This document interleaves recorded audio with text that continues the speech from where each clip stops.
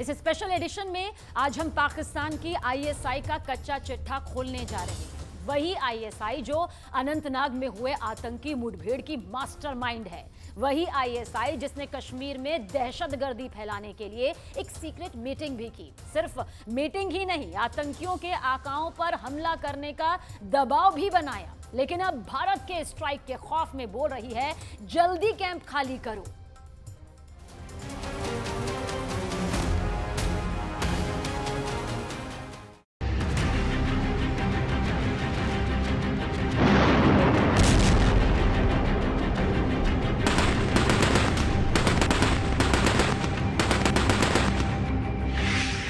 Surgical strike, air strike, pin point strike. PoK में कितने terror camp हैं, सेना को पता है। किस टेरर कैंप में कितने आतंकी जमा हैं, सेना को पता है। आतंकियों के पास कौन कौन से हथियार मौजूद हैं, यह भी सेना जानती है।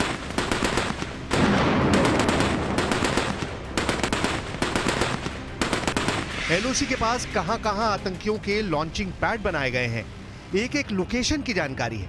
पीओके में दहशतगर्दों की कैसे ढाल बनी हुई है पाकिस्तान की सेना, इसकी भी पुख्ता जानकारी है। कश्मीर में पाकिस्तान ने बहुत बड़ी गलती कर दी है। अब पाकिस्तान को एक बार फिर एयर स्ट्राइक का खौफ सताने लगा है। भारत में आतंकिस्तान के खिलाफ एक्शन की मांग से पाकिस्तान की सेना की नींद उड़ गई है। आतंकियों को सर्जिकल स्ट्राइक का खतरा सताने लगा है। क्या रात के अंधेरे में एक बार फिर लिखी जाने वाली है सर्जिकल स्ट्राइक की स्क्रिप्ट? क्या एक बार फिर बॉर्डर पार कर भारत की सेना आतंकियों के खिलाफ खतरनाक ऑपरेशन को अंजाम देने वाली है?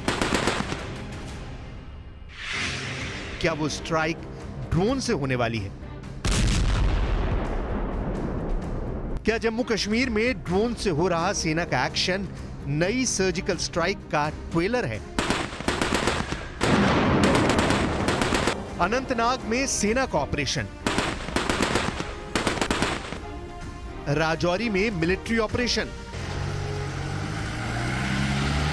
घाटी से उठता यह धुआं पाकिस्तान के गले की फांस बनने वाला है। क्या आतंकी कैंप पर मौत का कहर बरपने वाला है? क्या अनंतनाग से कायराना हरकत करने वाले आतंकियों के कैंप में कोहराम मचने वाला है? क्या राजौरी में सेना के जवानों का खून बहाने वाले दहशतगर्दों की टेरर फैक्ट्री तबाह होने वाली है? आतंकी हमले की जिम्मेदारी लेने वाला आतंकी संगठन टीआरएफ यानी द रेजिस्टेंस फ्रंट, टीआरएफ को आगे करने वाला लश्कर ए तैयबा, जैश ए मोहम्मद, अल बद्र, हिजबुल मुजाहिदीन, हरकतुल मुजाहिदीन। कश्मीर पर बुरी नजर रखने वाले एक एक आतंकी संगठन का अब हलक सूख गया है। इन संगठन के आतंकियों को रात के अंधेरे में आसपास मंडराती मौत की दस्तक साफ साफ सुनाई दे रही है। घर में घुसकर कैसे मारा जाता है, सरहद पार कर कैसे दुश्मनों का सफाया किया जाता है, ये भारत पाकिस्तान को बहुत अच्छी तरह बता चुका है। भारतीय सेना कैसे सर्जिकल स्ट्राइक करती है, ये आईएसआई को बताने की जरूरत नहीं है। एयर स्ट्राइक कर कैसे आतंकियों और उनके कैंपों का नामो निशान मिटा सकता है हिंदुस्तान, ये पाकिस्तान की सेना देख चुकी है। सवाल है, क्या पीओके में दूसरे स्ट्राइक का वक्त आ गया है? क्या अगले सर्जिकल स्ट्राइक की तारीख तय हो चुकी है? अनंतनाग हमले के बाद भारतीय सेना ने कश्मीर में आतंकियों को नेस्तनाबूद करने के लिए ऑपरेशन तेज कर दिया है। हमले में शामिल और सक्रिय आतंकियों को घेरा जा रहा है। ये वो फॉरेस्ट एरिया है, ये वो जंगल है जिसमें मिलिटेंट छुपे हुए हैं और उनके साथ आज दिन भर मुठभेड़ जारी रही। धमाकों की आवाज और फायरिंग की आवाज से ये पूरा एरिया दिन भर गूंज उठा। यहाँ पे आईडीज का भी इस्तेमाल किया गया, जो यहाँ पे मिलिटेंटों के ठिकाने थे उनको तबाह कर दिया गया, जो हमें इंफॉर्मेशन मिल रही है। हालांकि आज भी एक सेना का जवान मामूली घायल हो गया, उसे टांग में गोली लगी है, जो हमें इंफॉर्मेशन मिली। लेकिन आज हमने पहली बार देखा कि ड्रोन के जरिए फायरिंग की जा रही थी। ड्रोन इस पूरे एरिया में ऑपरेट किया जा रहा था और उसके जरिए फायरिंग की जा रही थी। भारतीय सेना की इस एक्शन का after effect line of control के उस पार पीओके में दिखाई दे रहा है। खुफिया एजेंसियों के हवाले से जानकारी मिली है कि पीओके में एक्टिव टेरर कैंपों से कुछ कैंप को पीछे की तरफ शिफ्ट किया जा रहा है। दावे के मुताबिक इन टेरर कैंपों को एलओसी के नजदीक बने लॉन्च पैड की तरफ शिफ्ट किया गया है। जानकारी के मुताबिक अनंतनाग में सर्च ऑपरेशन के दौरान सुरक्षा बलों पर जिस तरह से आतंकियों ने हमला किया, जिस तरह से फायरिंग की, उसकी साजिश पाकिस्तान की खुफिया एजेंसी आईएसआई के जरिए रची गई थी। बताया यह जा रहा है कि आईएसआई ने जम्मू कश्मीर में एक्टिव आतंकवादियों पर यह दबाव बनाया कि वो किसी बड़े हमले को अंजाम यहां पर हर कीमत में दे। बाकायदा इसके लिए एक मीटिंग भी की जाती है।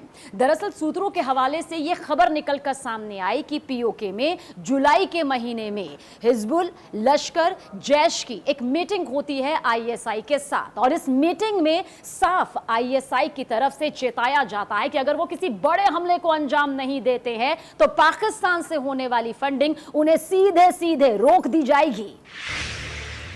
न्यूज 18 को इस बात की एक्सक्लूसिव जानकारी मिली है कि आईएसआई की उस मीटिंग में हिजबुल चीफ सैयद सलाउद्दीन भी मौजूद था। सैयद सलाउद्दीन हिजबुल मुजाहिदीन का सरगना है, वो पाकिस्तान में रहता है। अमेरिका ने सैयद सलाउद्दीन को ग्लोबल आतंकी घोषित कर रखा है। ये वही आतंकी है जिसने कभी धमकी दी थी कि वो कश्मीर को भारत के फौजियों की कब्रगाह बना देगा। लेकिन कश्मीर में सुरक्षा एजेंसियों की चौकसी के आगे उसकी एक नहीं चल रही। वो अरसे से जम्मू कश्मीर में कोई बड़ा आतंकी हमला नहीं हो पाने की वजह से परेशान था। वहीं आईएसआई को इस बात की चिंता खाई जा रही थी कि दहशतगर्द जम्मू कश्मीर में कुछ नहीं कर पा रहे थे। 370 हटने के बाद आतंकी संगठनों को जो भी जानकारी सौंपी जा रही थी उसे वो अंजाम पर नहीं पहुंचा पा रहे थे। इसके पीछे की सबसे बड़ी वजह है जम्मू कश्मीर में आतंकी संगठनों के पास हथियारों की कमी, क्योंकि भारतीय सेना की चौकसी की वजह से आतंकियों तक हथियार पहुंचाने की रफ्तार धीमी हो गई है। जम्मू कश्मीर से अनुच्छेद 370 हटने के बाद से बड़े आतंकी हमला न हो पाने से आईएसआई बुरी तरह से परेशान है। कश्मीर में दहशतगर्दी फैलाने के अपने मंसूबों में वो कामयाब नहीं हो पा रही है। यही वजह है कि आईएसआई के अधिकारियों ने आतंकियों पर दबाव बनाने का फार्मूला बनाया और किसी बड़े हमले के लिए उकसाना शुरू कर दिया। खुफिया रिपोर्ट के मुताबिक जम्मू कश्मीर में आतंकी संगठनों को हथियारों की सप्लाई के लिए एलओसी पर लगातार कोशिश जारी है। मिली जानकारी के मुताबिक जुलाई महीने में भी पीओके के एक गांव में रखे गए हथियारों के बड़े जखीरे को कश्मीर भेजे जाने की पूरी साजिश यहां पर रची गई थी, जिसके लिए बाकायदा 2 आतंकियों को चुना भी गया। ये आतंकी आखिर थे कौन, अब ये भी आपको बताते हैं। दरअसल ये पीओके के लीमा में रहने वाले 2 लश्कर के आतंकी थे, जिन्हें यह बड़ी जिम्मेदारी सौंपी गई कि हथियारों के इस बड़े जखीरे को वो किसी भी तरह, किसी भी कीमत पर पहुंचा कर रहेंगे कश्मीर में। दरअसल आईएसआई इस साजिश में लगा है कि बड़े पैमाने पर आतंकियों को भारत भेजा जाए। इसके लिए उनके विशेष कमांडो ग्रुप को काम पर लगाया गया है। विशेष कमांडो ग्रुप को फिदायीन अटैक और बैट एक्शन किए जाएं। साथ ही साथ आईएसआई आतंकियों को चीन से मंगाए गए नाइट विजन डिवाइस भी पहुंचाने में लगा है, ताकि आतंकवादियों को रात में भी ऑपरेशन करने में कोई परेशानी न आए। लेकिन खुफिया सूत्रों के मुताबिक अब कुछ टेरर कैंप को एलओसी के पास पाकिस्तानी सेना के कैंप के नजदीक शिफ्ट किए जाने की जानकारी मिली है। पाकिस्तानी सेना के आतंकी कैंपों को शिफ्ट किए जाने के पीछे सबसे बड़ी वजह यह है कि उन्हें भारतीय सेना की कार्रवाई से बचाना है, क्योंकि पाकिस्तान की सेना के साथ साथ आईएसआई और आतंकियों को भी पता है कि वो भारतीय सेना के टारगेट पर हैं। उनके कैंप की एक-एक लोकेशन भारतीय सेना को पता है। पाकिस्तान को पता है कि भारत की सेना मनसेरा में कभी भी सर्जिकल स्ट्राइक कर सकती है, मुजफ्फराबाद में कभी भी एयर स्ट्राइक कर सकता है। साथ ही कोटली में मौजूद आतंकी कैंपों पर भारत की सेना कभी भी कोहराम मचा सकती है, जिसे फौजी जुबान में सर्जिकल स्ट्राइक कहा जाता है। आतंकियों को सबक सिखाने के लिए सेना की सर्जिकल स्ट्राइक इन दिनों खूब चर्चा में है। सर्जिकल स्ट्राइक जिसमें कमांडो या सेना के जवान दुश्मन के इलाके में दाखिल होते हैं और अचानक एम्बुश होता है। ये इतना घातक हमला होता है कि दुश्मन को संभलने का मौका तक नहीं मिलता है और दुश्मन का बना बनाया कैंप पूरी तरह से एक ही पल में तहस नहस हो जाता है। खुफिया सूत्रों का दावा है कि आतंकवादियों की लोकेशन के बारे में सुरक्षा एजेंसियों को पुख्ता जानकारी मिली है, जिनके आधार पर जल्द ही बड़ी कामयाबी हाथ लग सकती है। अभी लाइन ऑफ कंट्रोल के इस पार के अलग अलग इलाकों में सेना और पुलिस साथ मिलकर लगातार ऑपरेशन अंजाम दे रही है, लेकिन मंजूरी मिलने के बाद उसे एलओसी पार करने में भी देरी नहीं लगेगी।